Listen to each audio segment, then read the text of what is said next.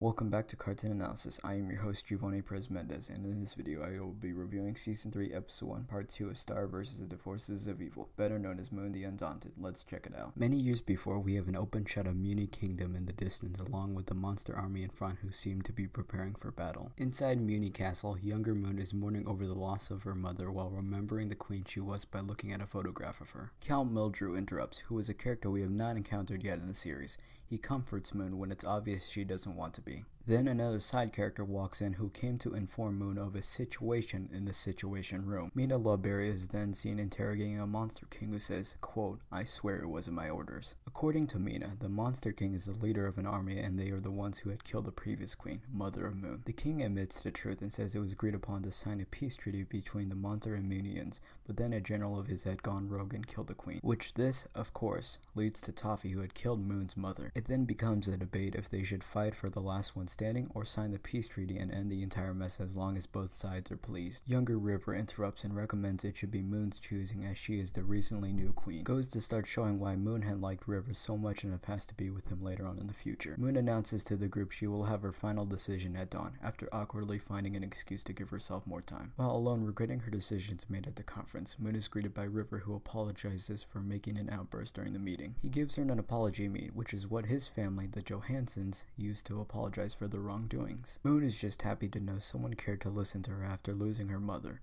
After being thanked, River becomes awkward leaving as he has a secret crush on Moon. This scene will, of course, remind you of the relationship Star and Marco have, as they both believe in each other and have secret feelings for one another. Moon walks into a room trying to figure out what to do and finds Glossaric also mourning over the loss of the previous queen. Asking for help from Glossaric, Moon receives a generic answer and doesn't get much out of him, but as soon as he goes back to mourning, he flips the pages along with him to Eclipsa's dark chapter. Later, Queen Moon and Romulus arrive at the crystal Eclipsa is frozen into. After unfreezing her, Romulus leaves and asks Moon to holler if she needs him in case of complications. Eclipsa begins to breathe, but in a short amount of time faints for a few seconds. She begins to say B4 but sounds more like before, and confuses Moon. So after being frozen for a very long period of time is craving food, in this case, candy.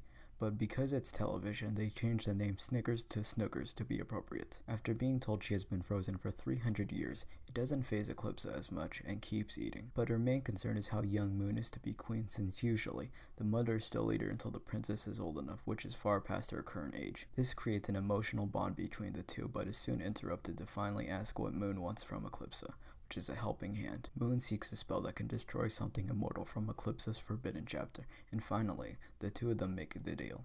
But in return, Eclipsa will receive her own freedom. After receiving the knowledge of the spell, Eclipsa is crystallized once more for being an evil queen by Romulus, who comes out of nowhere, but Moon doesn't believe she is that bad. While the High Council waits for Moon to arrive for another conference, River points out her heading towards the monster's base riding Lil Chauncey. As frightening as they look, Moon is not at all fazed and sits in the middle of the monster's area while setting up a formal meal using the apology meat. She does this to create a meeting with the monster general, who is Toffee, to settle the score, and thus we finally see the moment when the two meet at last. Moon threatens the monster army to leave at once or face the risk, and as always, two monsters are cocky and decide to show a demonstration of them being invincible. One is a random monster we have never encountered in the existence of the show, but the other is Rasticor before a few changes to his design. Moon finally begins to cast the spell, which goes like this. I call the darkness onto me, from deepest depths of earth and sea, from ancient evils unawoken, break the one that can't be broken. To blackest night I pledge my soul and crush my heart to burning hole, to summon forth the deathly power to see my hated foe devoured. During the spell being cast, Moon and Eclipsa's cheek marks begin to light up, clouds and lightning from the wand begin to appear while it becomes dark itself,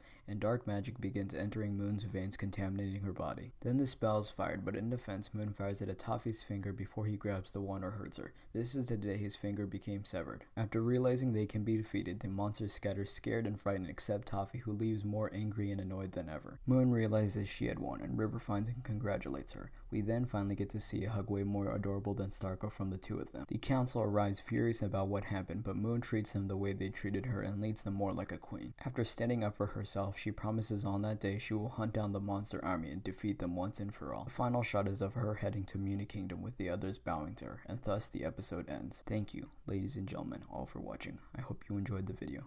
Please make sure to subscribe and to turn on bell notifications to be notified of my activity here. Leave a like and comment down below your thoughts and opinions. Finally, share this with your friends and family to help Team Analyzer become stronger. Thanks again for the support, and I'm your host Giovanni Perez Mendez signing out. She's a princess.